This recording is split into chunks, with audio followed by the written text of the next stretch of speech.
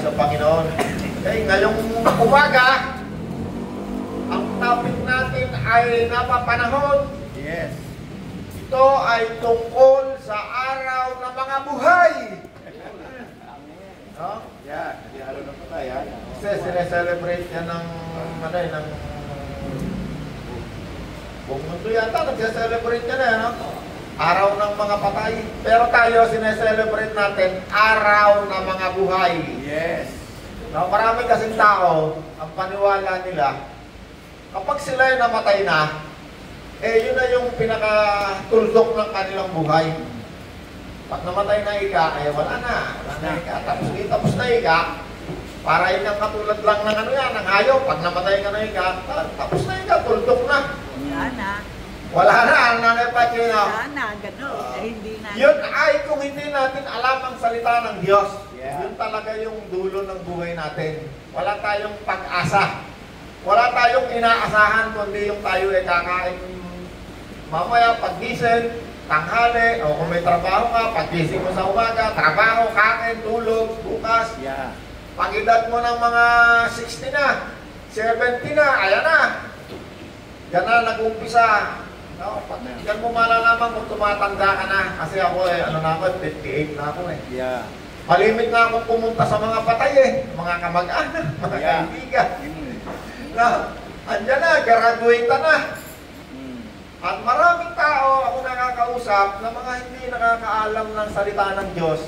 Ang kanilang pag-asa ay talaga pag nawala na sila, namatay na, wala na, tapos na, period na ika. Pero ang katotohanan sa salita ng Diyos, yan natin malalaman ngayon. Ano ba talaga mangyayari kung ikaw ay namatay na? Balik ulit tayo sa ating laging kwento. Unang verse natin. Nawa! Tingnan natin, ano ba ang binubuo ng pagkatao? Nawa ay lubos kayong gawing banal ng Diyos. Anong verse yan? 1 Thessalonians 5:23. Unang Thessalonica 5:23. Nawa, Kuya Joseph. Naway lubusan kayong gawing banal ng Diyos na siyang nagbibigay ng kapayapaan. At naway panatilihin niyang walang kapintasan ang buo niyong katauhan. Okay, wait, Kuya Joseph, hold. Baka na muna tatlo. Sige, Kuya Joseph, pakibasa. Ulit, ang inyong Espiritu, Espiritu, ikaw muna, Espiritu ka ha. Espiritu, kaluluwa, at katawan. Alright. Ayan ang binubuo ng pagkatao according sa salita ng Diyos ha. Yeah. Nawa ay lubos kayong gawing banal ng Diyos. Lupunin niyo yung sila niyo para nakaupo kayo. Kasi kayo yung mas maganda kasi kung merong paghahalin tulad, mas nauunawaan ng pag-iisip yan ang Nanay Pachino. Yeah. Sabi ng salita ng Diyos, no, kung wala ang salita ng Diyos, hindi natin yan malalaman. Kasi ang salita ng Diyos, ito ay napakatalas. Yeah. Ito ay nakapaghihiwalay ng Espiritu, kaluluwa, at katawan. Kung wala ang salita ng Diyos, di natin ang malalaman. Kasi sa dictionary, wala naman yan. Di mo yan makikita sa dictionary. Kahit gumamit ka ng dictionary ng Latin, ng Hebrew, ng Greek, ng English, ng Tagalog, hindi mo yan makikita sa dictionary. Sa Bible mo lang makikita ang definisyon ng buong pagkatao ng isang tao. Okay, sabi ng verses na binasa ni Kuya Jose, nawa ay lubos kayong gawing banal, mabuti. Yeah. Ang inyong buong pagkatao, pag sinabing tao, meron ng tatlong elemento. Ang inyong buong pagkatao, ang inyong espiritu, no? Una nga binanggit, espiritu kaya lang ilagay ko muna yung katawan kasi yung katawan lang natin nakikita. Yeah. Ang inyong espiritu, kaluluwa, at katawan. No? Alam natin na ang tinatawag na kaluluwa, ang number 1 na elemento ng kaluluwa ay pag-iisip. Yan yung memorya. No? Andyan yung memorya, andyan yung lahat ng kung sino ka, nandyan niya, kung paano ka na-develop hanggang ikaw ay lumaki na naipansin. Tama, no? Kaluluwa. Patunayan, ang Panginoong Jesus pa, may kaluluwa, wala. Meron. Oh. Kaya na naipansin, ikaw tinatanong ko doctorate degree ka Diba? Ang magsasabi niya, salita rin ng Diyos. Sabi ng salita ng Diyos, hindi nyo ba alam na nasa sa atin ang pag-iisip ni Kristo? Yeah. May verse na yan. Kaya sabi niya, sabi doon, sino makakapagpayo sa Diyos? Sino ang nakakaalam ng kanyang mga gagawain? Tapos sinabi niya, hindi nyo ba alam na nasa sa atin ang pag-iisip ni Kristo? Unang Korinto 2:16.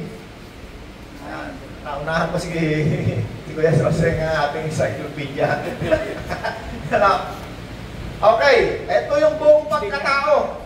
Ang inyong katawan, inuuna ko katawan kasi ang espiritu nyo nandyan sa loob ng katawan.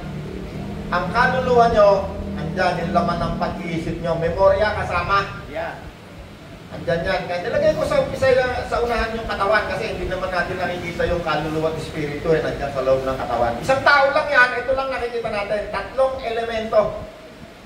Sino nyo naniniwala meron tayong kaluluwa? Taas ang kamay, naniniwala. Yes. Kahit hindi ka maniwala, ito'y totoo. At kapag ikaw ay namatay na, lahat ng hindi mo pinaniniwalaan, makikita mo lahat totoo. Yeah. Basahin natin ang Lucas, si Lazaro, tsaka yung mayaman. 16. Lucas 16. Lucas, sige, pakibasa mo nga kaya Rosa. May isang mayamang lagi nagdaramit na mamahalin at sagana sa pagkain araw-araw. Hold, kaya Rosa, kailangan ko pa ng 3 tao para 3. Kain dalawa. Dali nyo, silya nyo, para 2 tao, kasi 2 tao yung binabanggit yan eh. Isang mayaman, at saka isang mahirap ang pangalan, Lazaro. Kung ito si Lazaro, ito naman yung mayaman. May kaluluwa, may espiritu din. Yeah. Hayop lamang ang walang espiritu, ang hayop walang espiritu, Yes. Wala. Wala rin yung kaluluwa. Tahod lang kayo sa sanya. Yeah. Sapagkat sa Genesis, meron daw sinasabi na nung nilalang ng Diyos sa mga tao, Genesis chapter 2, kasi lahat ng sinasabi natin dito, lahat na sa Bible, ayaw ko magsalita ng pakakala nyo, narinig ko lang ito kay Ingkang kasi baka maging kwento lang. Pag nakasulat yan sa Bible, kahit hindi ka maniwala, yan ang totoo. Yeah. At kahit hindi ka maniwala, pag namatay ka, lahat ng hindi mo pinaniniwalaan, makikita mo totoo. Makibasa natin yan ngayong umaga. Kaya sabi ko, ang hayop walang kaluluwa, kasi sabi sa Genesis 2:7, pagkatapos, ginawa ng Panginoong Diyos ang tao mula sa alabok, siya'y hiningahan niya sa ilong, at sila'y nagkaroon ng buhay. Hold muna kayo sa si Lazaro at yung mayaman. No? Kasi ang babasahin natin dyan, yung 2 tao na yan, si Lazaro, ito si Lazaro, ito naman yung mayaman, yung 2 tao na yan, kinuwento ni Kristo ng Panginoon mismo, nung sila ay namatay. Kaya kung gusto mong dibatiin mo ang Panginoon. Sige, dibatiin mo. Pero maya papasahin mo natin. 2 tao, parehong may kaluluwa, parehong may espiritu. Paano nagkaroon ng espiritu? Dito sa Genesis, sinabi rito, na pagkatapos ng ginawa ng Panginoong Diyos ang tao mula sa alabok, siyempre naman, mababasa natin din sa Genesis na bago nilikha ang tao, lahat ng bagay ay nalikha na ng Diyos kasama na yung hayop. Nilipat na yung mga ibon, lahat tayo, meron na silang physical na buhay. Nung nilikha ng Diyos ang tao, sabi dito, hiningahan niya sa ilong at nagkaroon ito ng buhay. Okay, ang buhay na tinabanggit dito, katulad rin ito ng ginawa ni Kristo bago siya umakyat sa langit. Sabi ni Kristo, at sila'y hiningahan ni Jesus, at sinabi, tanggapin ninyo ang Espiritu Santo, Roma 8. Ano yun? John 20:20. John 20:20. At hiningahan sila ni Jesus at sinabi, tanggapin ninyo ang Espiritu Santo. Ay katulad rin nga niyan, nung hiningahan sila ni Jesus, buhay na sila, hindi naman sila patay. At sila nga'y nagkaroon ng buhay. Ibig sabihin, okay, balik tayo sa Genesis. At hiningahan sila ng Diyos at nagkaroon ito ng buhay. Okay, originally, ang mga tao na nilikha ng Diyos ay nilagyan ng Diyos ng kanyang espiritu. Nagkaroon ito ng buhay.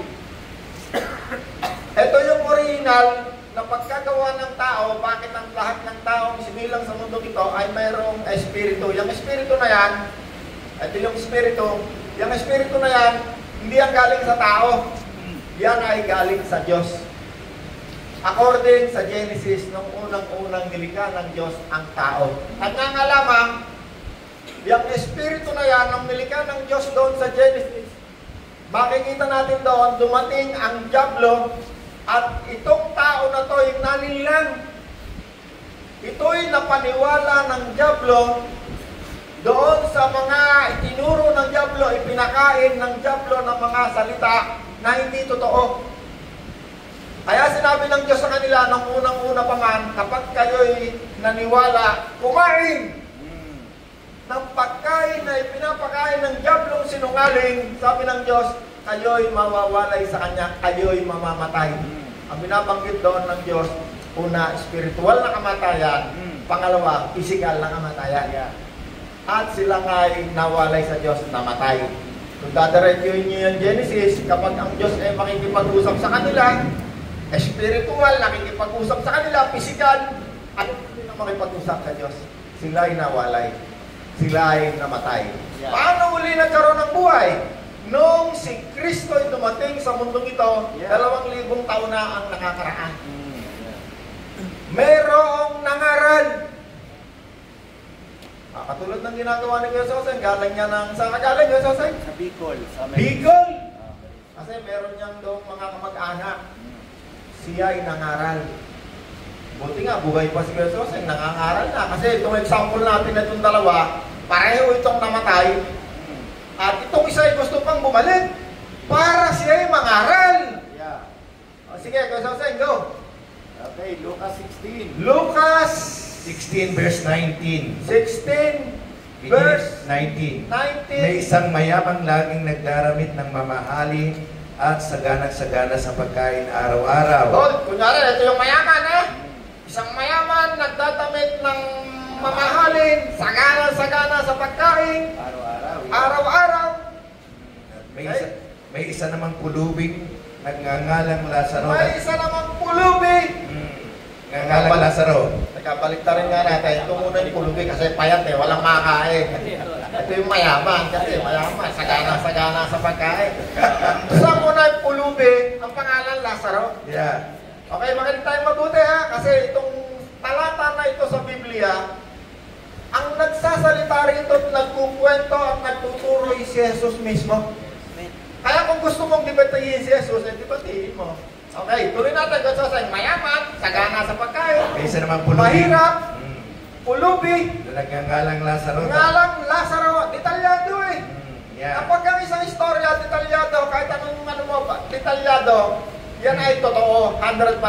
Si Jesus lamang ang tao na hindi nagsinungaling kahit kapiraso. Hold mo na kayo sa inyo. Isang mayaman, isang mahirap. Makikita natin dito sa susunod na talata, sila ay parehong dumating sa punto ng kanilang kamatayan. Yeah. Okay, sino sa inyo naniniwala sa araw darating tayo sa punto mamamatay tayo? Yeah. Sige, taas yung kamay. Hindi ka mo matanda na si Kuya, paano na siyang mamatay? Kasi marami tayong kasama tayo dito. Marami mga kasama tayo rito dati. Hindi natin makita no? Nauna pa kay Kuya. Ilang taon ka na, Kuya? Kuya? Ha? 68. 68, 108. 68. 68. Parang ano ka lang 67 na lang.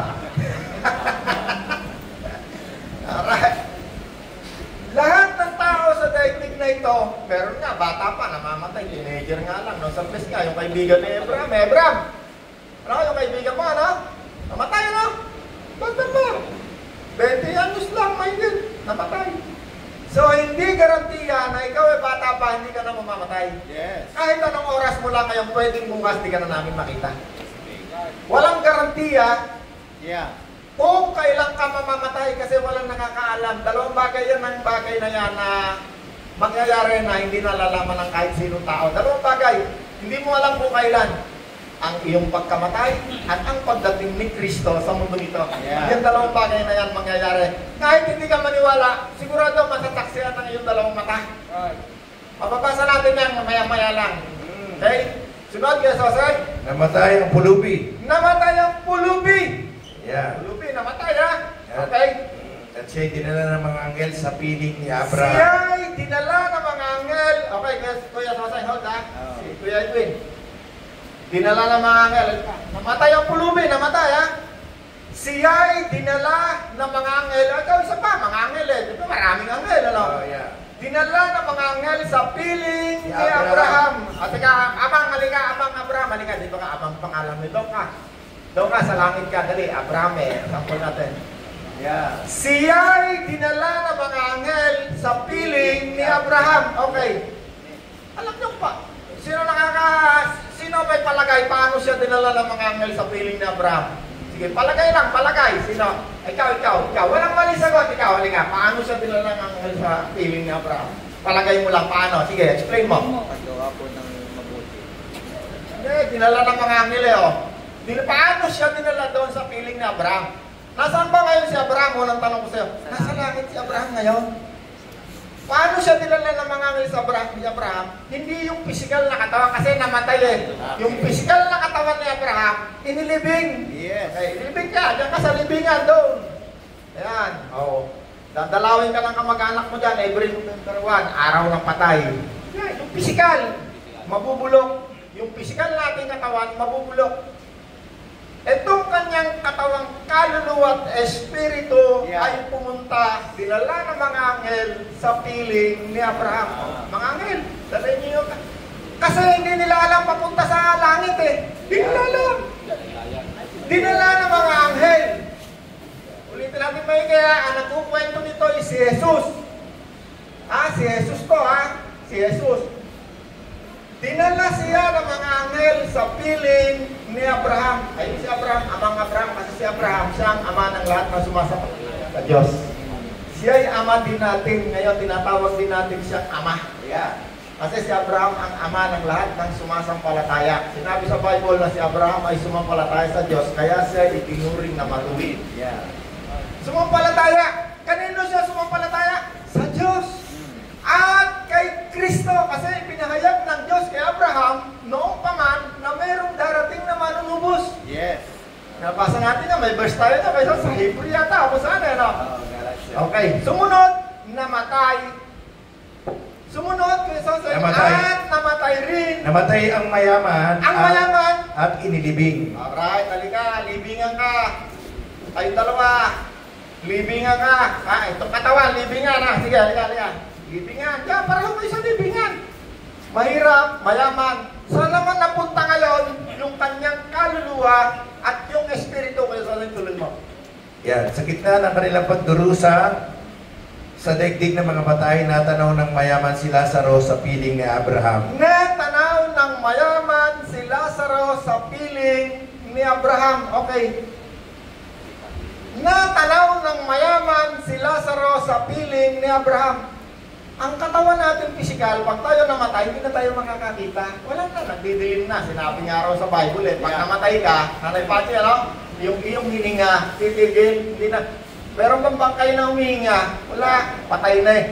Ang pag-iisip mo, di, yung physical mong pag-iisip, wala na yan, kahit tagain ko yan, kahit murahin ko yan, di yung kikibuyan eh.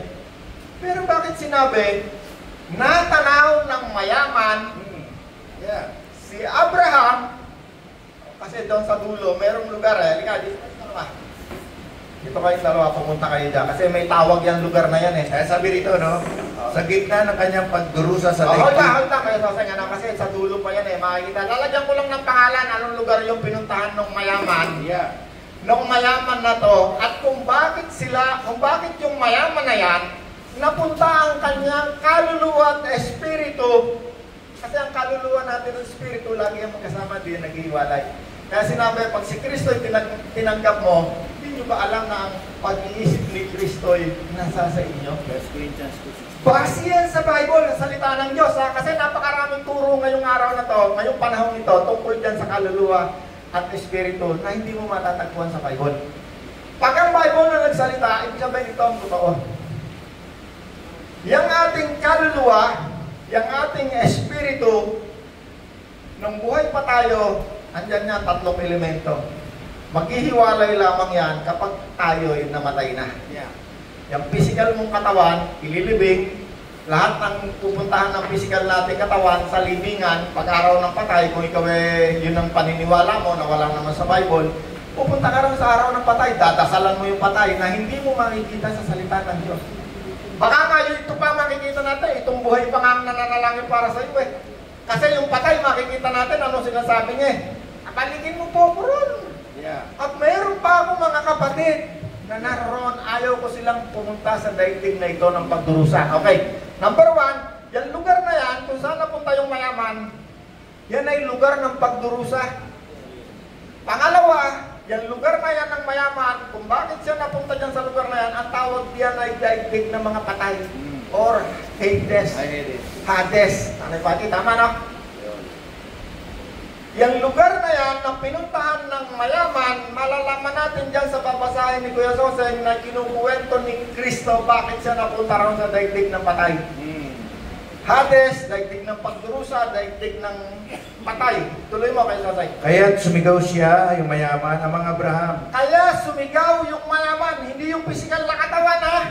Yung kaluluwa. Kasi bulok na yun, nabulok na. Ang sumigaw, yung kanyang kaluluwa at espiritu na magkasama. Ano sinabi ko Jose? Maawa po kayo sa akin. Amang Abraham! Ano? Sumigaw na sa daigdig ng patay ha. Nakita niya si Abraham sa piling ng Diyos.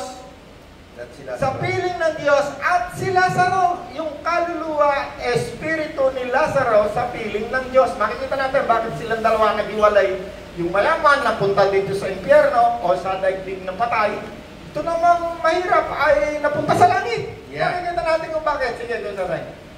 Abang Abraham, maawa po kayo sa akin. Utusan po ninyo si Lazaro na isausaw sa tubig ang dulo ng kanyang daliri at pasain ang aking dila dahil ako'y naghihirap sa apoy na ito. Ako'y naghihirap sa apoy na ito. Kung saan naroon yung mayaman, sabi nung mayaman na napunta doon sa lugar na yon, kung ano man ang tawag mo doon, kasi iba-iba ang tawag dyan, ibang reliyon, iba ang tawag dyan, may iba ang tawag dyan, purgatorio.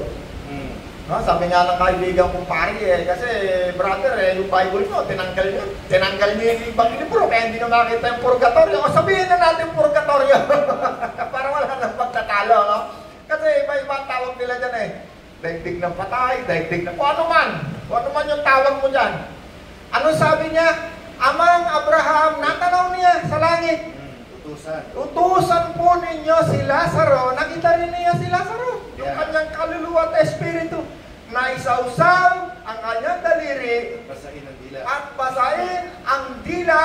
Dahil sa naghihirap sa apoy. Dahil ako'y naghihirap sa apoy na ito. Anong meron doon sa lugar kung nasaan napunta yung mayaman? Naghihirap siya doon. Anong meron pa? May pakiramdam. May pag-iisip. Dala-dala niya yung kaniyang memorya. Kaya makinig kang mabuti, kasi pag dumating ka sa lugar na to, kung saan ka man nariyan, sasabihin sa iyo ng Diyos, sa pagdating ng paghatol, sabi ng Diyos sa salita niya, walang sino man sa inyo kahit isa na makapagsasabi sa akin na hindi ko narinig ang daan ng kaligtasan.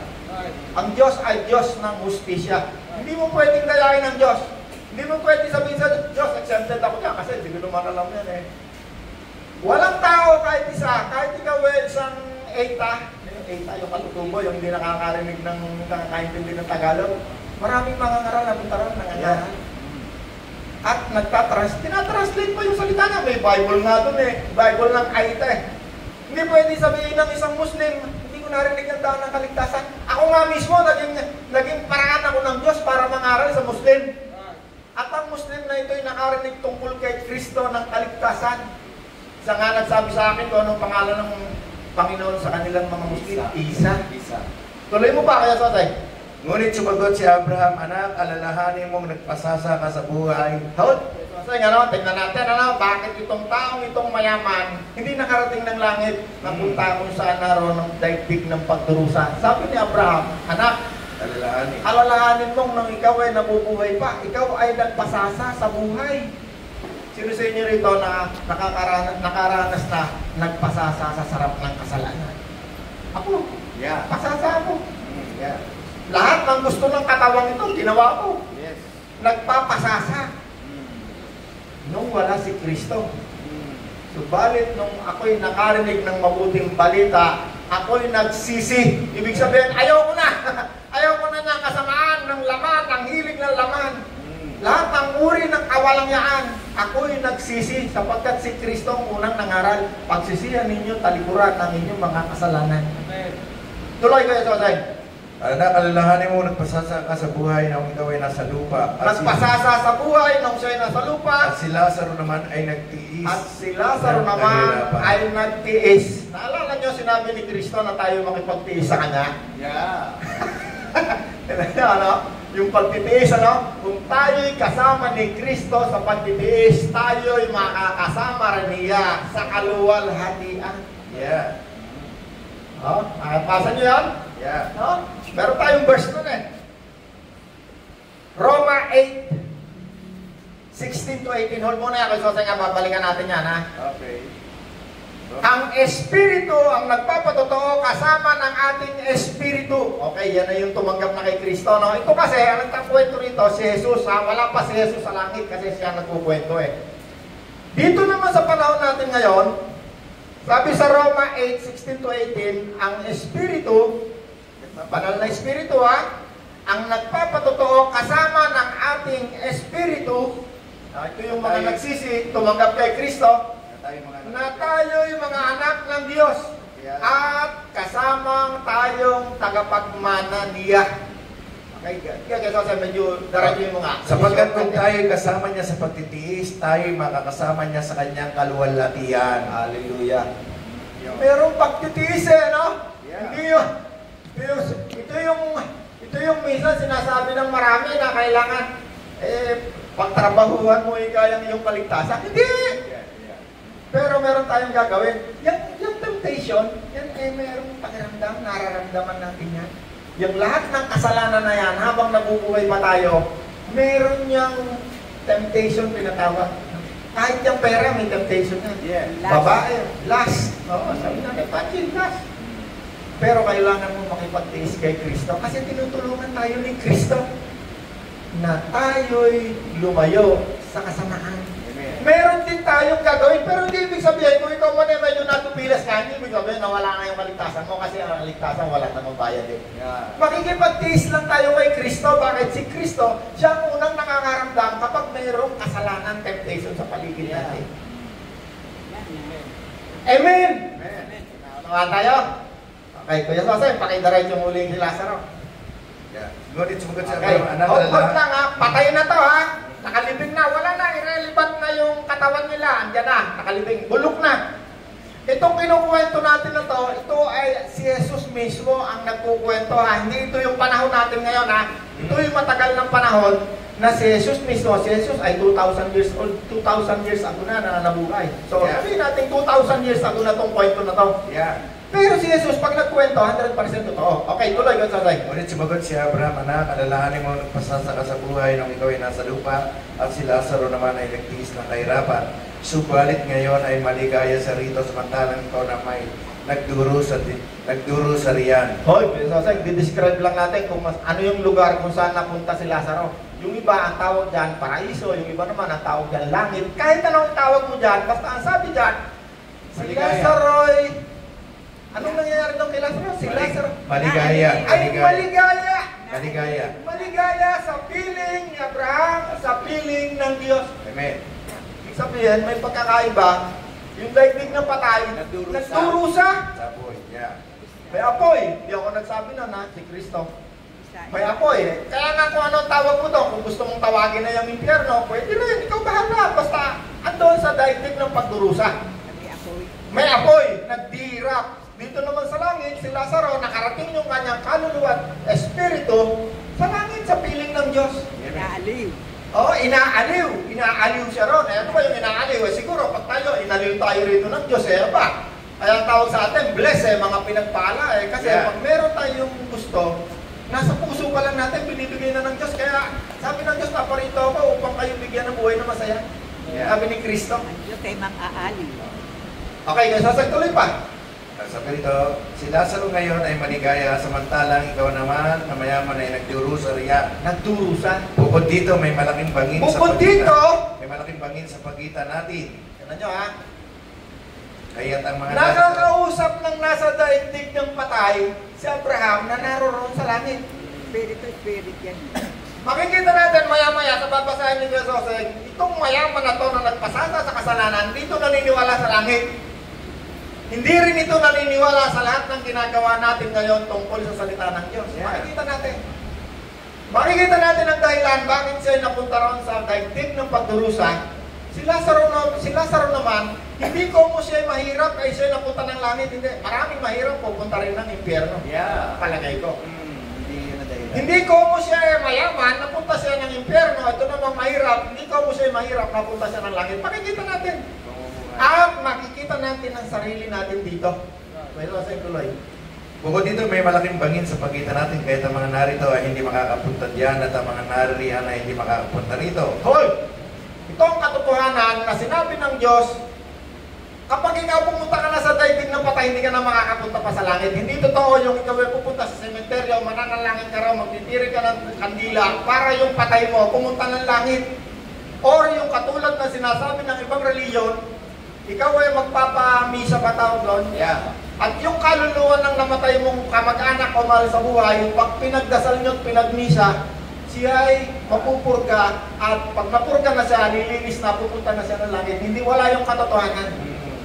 Etong kwento na ito ay kwento ni Kristo. Pag si Kristo ang nagkwento, kahit hindi ka maniwala, ito'y mangyayari sa iyo. Kaya habang buhay pa tayo, makikita natin anong gustong mangyari ng Diyos sa atin. Okay, hindi tayo makakatawid. Bakit? Merong binanggit. Merong isang harang na hindi ka pwedeng tumalon. Hindi ka pwedeng lumipat ng iyong lugar. Yeah. Okay, tuloy pa kayo sa slide. Ngunit sinabi ng mayaman, kung gayon po ang mga Abraham, pinanag-iusap ko pong papuntahin na lamang ninyo si Lazaro sa bahay. Okay, Soseng. Okay. Second thought, tinan nyo, may pag-iisip yung mayaman na namatay, ha? Yeah. May pag-iisip, meron siyang pangalawang request. Kasi yung unang request, si Lazaro, gusto niya papuntahin doon at siya daliri dahil naghihirap. Sabi ng Diyos, hindi pwede. Hindi siya pwedeng pumunta dyan. Merong malaking bangin na harang. Yeah. Na yung nandito, hindi pwedeng pumunta dyan. At kung nandyan, hindi pwedeng pumunta rito. Yeah. Okay, merong pangalawang request yung mayaman na napunta sa daigdig ng patay. Ano yun, Kuya Soseng? Kung pwede po, may request na naman. Yeah. Amang pinakikusap ko pong papuntahin na lamang ninyo sa Lazaro sa bahay ng aking ama, sa aking 5 kapatid na lalaki. Suguin po ninyo sila upang siya bigyang babala, upang hindi siya humantong sa dakong ito ng pagdurusa. Hallelujah. Anong request? Pangalawa, nung napunta raw sa daigdig ng patay. Ang mga Abraham, maaari po ba? Papuntahin ninyo si Lazaro sa bahay ng aking ama, sapagkat ako'y mayroon pang 5 kapatid. Ayaw ko silang mapunta rito sa daigdig na ito ng pagdurusa. Opo, ngayong panahon na to, napakaraming tao nakikita nila yung mga patay. Yung tatay ko, bago namatay, lahat ng patay nakikita niya. Yung kamag-anak, kapatid, minsan nakikita ng nanay ko, nag-iiyak, na sinusundo raw siya ni ganito, ng kapatid niya patay. Wala kahit isa akong nakausap na tao na nakakita ng patay na nagsalita sa kanya. Nakatulad nitong sinasabi nitong nakarating sa impyerno o sa daigdig ng patay, kung siya man bumalik, malamang sasabihin niya ganoon din. Ayaw ko kayong mapunta rito sa daigdig ng aking pinuntahan, ha? Mahirap doon. Ako, kung yung patay pinayagan ng Diyos na pumunta rito sa lupa sa kanyang mga kamag-anak, nakita nyo, dala-dala yung memorya nung patay na. Alam niya na meron siyang kamag-anak na mahal dito sa buhay. Sabi ng mayaman, patay na! Nasa daigdig na ng patay. Kinakausap niya si ama niyang Abraham. Kaya nga, baka nga, yung patay natin, kung tayo ay makasalanan ngayon, alam ng patay natin na tayo ay pupunta rin sa impyerno, baka nakikipag-usap din siya kay Jesus sa Panginoon Panginoon! Hayaan mo pumunta dyan yung aking kapatid. Sino ba?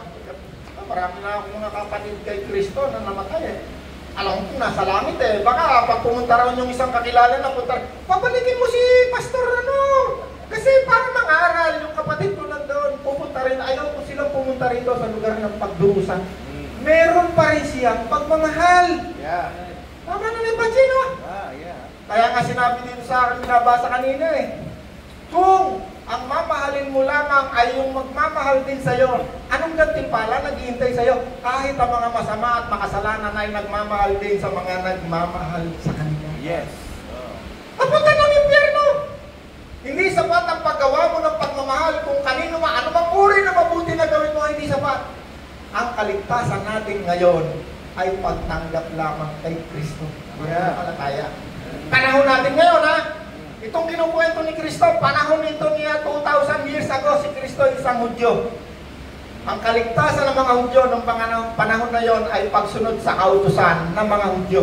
Wala pa si Kristo, Subalit si Abraham, wala pa rin ang kautusan. Siya ay nakarating ng langit sapagkat ipinangaral sa kanya ang mabuting balita tungkol kay Kristo sa kaligtasan. Nabasa natin na yung verse na yan Yeah. Nakaraan Tuloy mo kayo sa Ayan. Sugurin niyo sa limang aking kapatid na lalaki. Sugurin niyo upang hindi sila umantong sa dakong ito ng pagdurusa. Hoy, kayo Sosay, Kunwari, ang 5 kapatid nitong mayaman, kunwari si Kuya. Lalagay ko na ang pangalan ni Kuya. Anong pangalan mo, ate? Maricar. June. Kuya. Si Totoy. Kunwari, ang kapatid ng mayaman, si Maricar, si June, si Totoy, Meron 5 kapatid. Ayaw niyang magkasama-sama sila doon sa daigdig ng pagdurusa. Mahal niya yung mga kapatid. Anong ginawa niya kay Sosay? Anong request? Ngunit sabi niya, subuin niya si Lazaro para bigyan babala ang aking mga kapatid. Para Okay. hindi umantong sa daigdig ng pagdurusa. Ito ang pinakamahalaga. Tingnan nyo anong sagot ng nandun sa langit ng kausap niya. Ngunit sinabi sa kanya ni Abraham, nasa kanila na ang sinulat ni Moises. Hoy, kay Sosay, number 1, sabi ni Abraham, nasa kanila na ang mga isinulat ni Moses. Yes. Sumunod, At ng mga propeta. at ng mga propeta. Ayan na yan, Ayan na yan. Ayan na yan, yung Bible natin na yan, Yeah. Ngayon, sinulat ni Moses at ng mga propeta.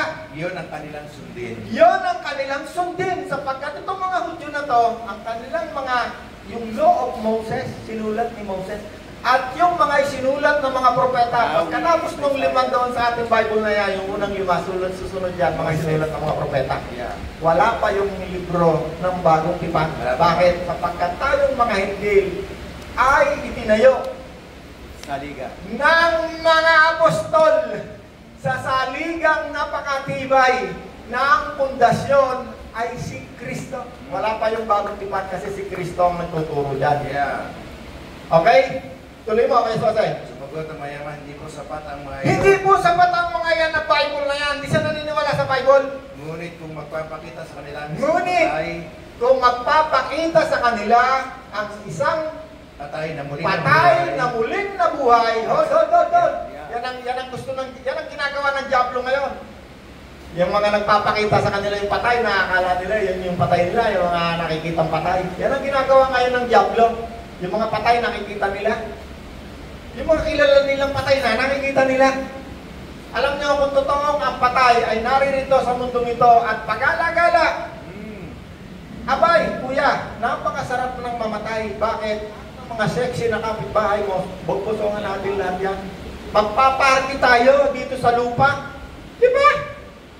Isang napakalaking kasinungalingan na ginagawa sa panahong ito ng Diablo.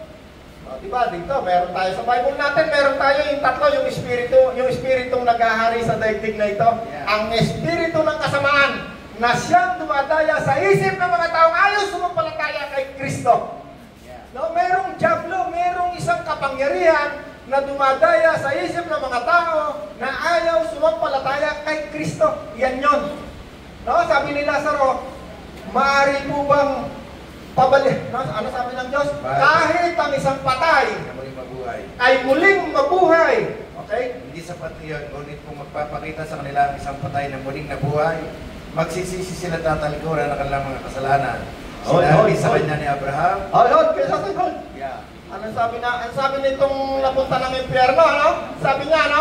Babalik yung Kung merong isang patay na mangangaral babalik, sila ay magsisisi sa kanilang mga kasalanan. Itong mayaman na ito na nagpasasa, inabot ng kanyang kamatayan na walang pagsisisi. Hindi siya nagsisi sa kanyang mga kasalanan at siya'y inabot ng kanyang kamatayan. Kaya blessed tayo, buhay pa tayo. Naririnig natin ang pangangaral ng salita ng Panginoon. Yeah. Meron pa tayong pagkakataon para tayo'y magsisi at tumanggap ng buhay na wala hanggan sa pamamagitan ni Kristo. Napaka-blessed natin mga tao. Yung isang mayaman na napunta na sa daigdig ng patay, hanggang ngayon nasa isip niya paano siya pupunta sa langit. Pero sabi sa kanya ng Diyos, alalahanin mo nung nabubuhay ka, ikaw ay nagpasasa sa kasalanan. Yeah. Hindi ka nagsisi. Hindi ka naniwala sa mga mangangaral na nangangaral ng salita ng Diyos. Intindihan natin bakit kung gusto mong pumunta sa impyerno, very simple, huwag mong tanggapin si Kristo. Kung gusto mo naman pumunta sa langit, ang unang magbang, tanggapin mo si Kristo. Yeah. Very simple. Ang kaligtasan walang bayad.